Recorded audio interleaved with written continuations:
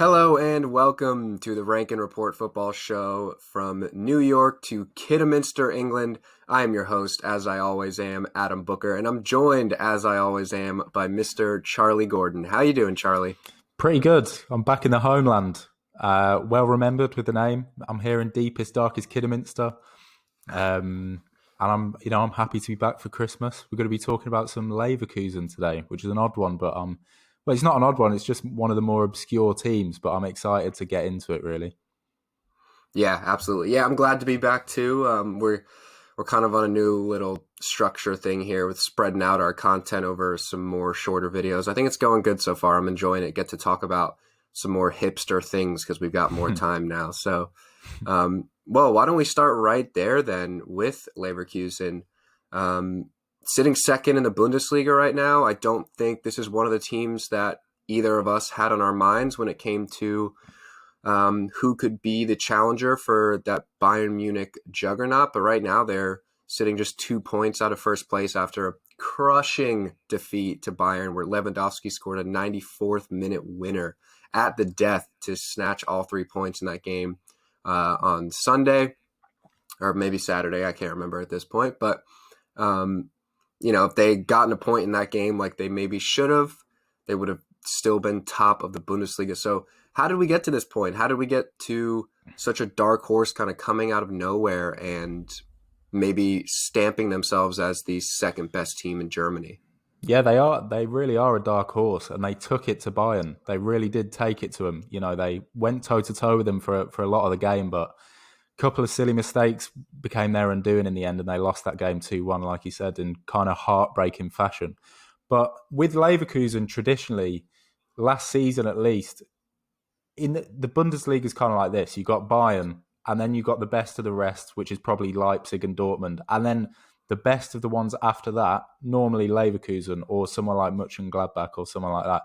So it seems like Leverkusen have made at least one, maybe even two steps up this season to be challenging up there with Bayern like that, because they did really give them a good game. And like you said, they sit second in the Bundesliga right now, just 2 points behind Bayern. And before that 2-1 loss to Bayern, they actually won 3 consecutive league games, resoundingly as well. There was a 3-0 win against Schalke, a 4-1 win against Hoffenheim, where Leon Bailey scored an absolute wonder goal, by the way, and a 4-0 win away at Cologne, where all the goals were wonder goals. Did you see all those goals against Cologne? Yeah, and that's their derby as well, and that was a big statement. So yeah, they do tend to score a lot of brilliant goals, but they've got some really exciting, pacey players that I think, when you have players like that, you're going to score a lot of good-looking goals. You talk about Moussa Diaby, who was somebody that was kind of tagged as Jadon Sancho's replacement if he did leave Borussia Dortmund. It's now looking like going from Leverkusen to Dortmund, at least in this season, would be a step down for Diaby. But, Leon Bailey, like you said, who's kind of a streaky player, but when he is on, he is absolutely beautiful to watch. And then, you've got a deadly forward duo of Lucas Alario and Patrick Schick, who've now got 17 goals between them so far this season. So it's really an attacking juggernaut kind of out of nowhere. You think about teams like Bayern and Dortmund, who usually have the flair and the power up front, but Leverkusen have a really dynamic attacking force. Yeah, and they've got quite a solid recipe up there in that front three as well. Because I think Alario, I didn't know tons about him before this year. I've got to be honest. I know he came from River Plate. I think he's kind of just like a classic up top number 9 striker. Not much flair about him. He's got 0 assists this season, so you can kind of deduce what you want from that. And then Patrick Schick is probably technically a little bit better of a player, but he's kind of a big guy up there as well. And then they're flanked by 2 really pacey wingers. Diaby is one of the quickest players in the world right now, probably, especially with the ball at his feet. He is mesmerisingly. He looks like he's running in fast forward. So, yeah, I think one thing you'd note about that attacking three is, like you said, bags of talent, really exciting to watch. But Peter Bosz, the manager, is noted as a great attacking manager, and he, it's no accident the skill set that those three have got individually. They're kind of gelling together really, really well. Yeah, well, on that Peter Bosz note, I think it's important to point out that his time at Borussia Dortmund, he was so heavily criticized for being a little tactically naive. They conceded far too many goals at bad times. They when they were in the midst of a title race, they blew a 4-0 lead. I can't remember who it was to, but they blew a 4-0 lead to a mid-table German side. They came back and drew that 4-4. And he's really criticized for conceding too many goals too often. They played a back three most of the time, and they got ripped apart. I don't know if you ever watched Dortmund play in the Peter Bosch era, but it was like every game would finish 6-5, 7-4. It was ridiculous. But he's come to Leverkusen, and I've watched, I don't know, maybe 60% of their games so far this season, and there is a lot more balance in this team. They tends to play a 4-2-3-1 or a 4-3-3 these days, and that 4-2-3-1, in my opinion, is the most balanced formation in football, because you have the 4 players up front that can circulate the ball, and they can rotate around and cause a lot of issues. But then you have those 2 sturdy defensive midfielders sitting in front of that back 4. And I think that really brings a lot of balance to the team. And you can see that with the metrics of this season so far. They are second. They've conceded the second least amount of goals in the Bundesliga, but they've also scored the second most. So the balance is there. And like you said, the talent is there up front.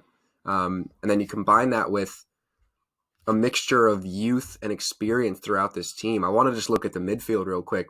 You got 17-year-old Florian Wirtz, who's been labeled as the new Kai Havertz heir. He's 17. He missed their Europa League game in the midweek against Sparta Prague because he had to take an exam. And then he popped up and he scored in the derby at the next weekend. And he's in the starting lineup. If he is fit and he's not at school, he's in the starting lineup. And he's 17. And then you pair that with the nous of Julian Baumgartlinger, who's 32. He's been around the block. And there's just balance everywhere you look. You've got the age of the 2 Bender brothers at the back. And then you compare that with Jonathan Tah and Tapsoba. These are guys that are young. Jonathan Tah is 24. He's already made 200 senior appearances. So something about this mixture of youth and experience is just the perfect recipe. And I think it's pretty evident why they're sitting in second right now. Yeah, and the topic of balance is extremely important because everyone loves an attacking manager. Peter Bosch is actually really well liked in Germany. People love him because his style of football is so exciting. But, as a manager, you've always got something to work on, and you need to have multiple strings to your bow. You can't just be attacking all day, every day. In the last 24 hours, amongst my circle of friends, I've been very critical of Marcelo Bielsa because he went to Man United. I'm sorry, I don't mean to bring it back to English football here. This is a Leverkusen conversation, but just to draw parallels, Bielsa went to Old Trafford yesterday and didn't bat an eyelid. He played his usual attacking football. They were 2-0 down in 3 minutes. It was clear very, very early on that they were going to get absolutely spanked, for lack of a better word. And he didn't change anything. So that's just an example where a bit of balance, a plan B, kind of developing your skill set in the defensive area as well as the attacking area can actually help you as a team. And like you said, they've got now Peter Bosch has kind of evolved in that way. They've got a good balance of flair and grit and determination. My German friend Lucas, who gave me some good information on Leverkusen this week, he said, similarly to you, the Bender brothers are basically the fighting heart and soul of that team. And Baumgartlinger as well, great name. But I think an important thing to note with Leverkusen is that at the end of last season, Kai Havertz and Julian Brandt left. They were essentially their 2 best players last season. And I don't know, how do you think, it's quite obvious they're doing well, but what do you think they've done to cope without them specifically? I think there's been a little bit of luck involved, to be honest. Like I said, you've got Florian Wirtz coming in. He's only 17. I don't think, even 12 months ago, anyone had tagged him as somebody that would fit right in. And basically, there's been some drop because Kai Havertz is a world-class talent, but there hasn't been a big drop. He's got 4 goals, 2 assists already this season. And like I said, that's with him missing games because he's got school. So I think they've got a little bit of luck involved there. But Julian Brandt leaves, and you've still got players like Leon Bailey around, Moussa Diaby, Karim Bellarabi is still around, who's been such an important player for them for so long. So I think maybe there was doubts on whether or not they were too Havertz and Brandt dependent, but like you said, there hasn't really been a big drop off. They've coped really well, and I think we keep coming back to this point about balance. I think the balance that Peter Bosch has instilled in this team is why they systemically they can lose maybe one or two world class players, and it's kind of a next man up mentality. They won that game, that derby, a few weekends ago with 6 players missing due to COVID. So that tells me that there is really this next man up mentality, and it's just you just put yourself into that system, and it's just working so well. Yeah. And I think, you know, Havertz isn't a Leverkusen player anymore, but it's almost like you have to bring him up because he was Mm-hmm. such an important figure for them last season. And I think it's another positive for Peter Bosch, the fact that he's now doing so badly at Chelsea. Because this guy's a £72 million player, one of the hottest in Europe last year. And kind of Chelsea signed him, and it wasn't really a debate whether he was good or not. Everyone knew he was a really good player. But for some reason, Frank Lampard's tried multiple things. He's played him out on the right wing. He's tried him out in a number 10 role. And it's really, really not clicking for Havertz at Chelsea. And perhaps that just shows kind of the wisdom and the ability that Peter Bosch had and the vision as a manager to really get the best out of Havertz, because he really carried them a lot of the time last season. Yeah, absolutely.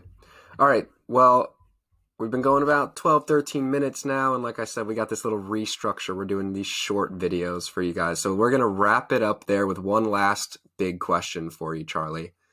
Is this hot start to the season sustainable? And are they now the most suited challengers for Bayern Munich's title? I'm going to say no after we've just been really singing their praises for about 12 or 13 minutes. I'm going to say no, but that is mostly because, do you know what? A few weeks ago, obviously, we do our rankings every couple of weeks. Leverkusen were pretty much nowhere to be seen. They're just on a really hot streak of form right now, and it's great to see. I love to see that, teams kind of coming from nowhere, but can they sustain it for the whole season? I'm not sure. When you're thinking of that kind of team, you're thinking of the teams who have got the proven quality that are going to carry you through a 38 game season or whatever it is in Germany. It might be slightly less. But I give that title to RB Leipzig, to be honest. I think they're going to run Bayern Munich very close. Previously would have given it to Dortmund, but obviously things have gone tease up big time over in Dortmund recently. Lucien Favre is gone. That's going to be a talking point when we get back to the rankings at some point. But yeah, I think Leverkusen, there or thereabouts, they're doing really well. I think to even be in the conversation, they're doing great. So if they're there thereabouts by the end of the season, success. Yeah. I think the biggest thing for me, I agree with you that maybe a third place finish would be suitable for this team. The biggest thing for me, and we're going to keep harping on this, but it's the balance. And to me, other than Bayern Munich, they feel like the most balanced team. And you see that in the fact that they steamroll teams that they should beat. Unlike, Borussia Dortmund, who are losing to teams that are far beneath them. So for me, it's going to come down to the big 6-pointer games. RB Leipzig, Borussia Dortmund. They've still got to play Leipzig one more time. They've got Dortmund twice. They've got Bayern again. They still have to play Gladbach twice. So there's going to be some big 6-point games in there. And I think that's where this season is going to be defined for them, because they've shown that they're just going to sweep away any team that they have more talent than. So I think I'd agree with you that maybe a third place finish would be suitable for them. But if they can nick a couple games against Dortmund and, maybe beat RB Leipzig in the game they have against them, then why not finish in second or even challenge Bayern? Who knows what's going to happen with Bayern? They can be inconsistent in the Bundesliga at times. So they've also got a really, really favorable draw in the Europa League round of 32. They got young boys. So that could be, that could be an avenue for some real success for them. But as my normal cliche goes, only time will tell with this Bayer Leverkusen side. Any last words on Leverkusen for you, Charlie? Not on Leverkusen, Adam. I think we've covered about everything. I just want to tell everyone to join us in a couple of days or whenever it will be. We're aiming for a couple of days. We're going to talk about the Champions League draw, the juicy ties, what people can expect, and we might touch on the Europa League draw as well because that's throwing up some decent ones as well. But that's it from me, Yeah, really. awesome. And I'd like to encourage people to hit the subscribe button down below if you haven't already, and also hit the notification bell to be notified whenever we release a new video. If you are somebody that would prefer the audio version of the show, all of our rankings episodes are on Spotify and Apple Podcasts. Just search the Rank and Report Football Show, and we will be the first result that comes up. And other than that, any last words for the people, Charlie? No, mate, I'll see you next time. I'll see everyone in a few days.